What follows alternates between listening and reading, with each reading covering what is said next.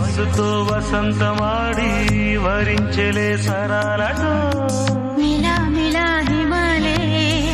జల జల ముత్యాలుగా తడ తడ గళన తటిల్లత హారాలుగా